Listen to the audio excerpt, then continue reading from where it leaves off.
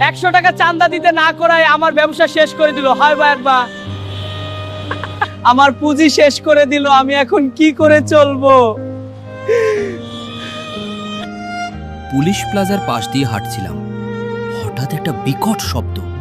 পেছনে তাকিয়ে দেখি 14 থেকে 15 বছরের এক কিশোর রাস্তায় পড়ে গেছে। চারদিকে ছড়িয়ে ছিটিয়ে তার ইফতারের দোকানের খাবার, ছোলা, বেগুনি, খেজুর। ছেলেটা চুপচাপ বসে আছে, চোখ দিয়ে নীরবে গড়িয়ে পড়ছে পানি। মনে হচ্ছিল যেন খাবার নয়, মাটিতে পড়ে আছে তার ছোট্ট স্বপ্নগুলো।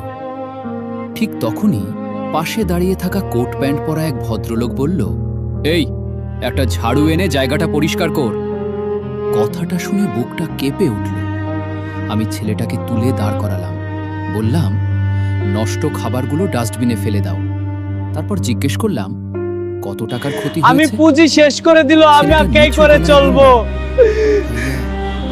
এই টাকাতেই কালকে আবার মাল কিনবো। এটাই আমার সব টাকা।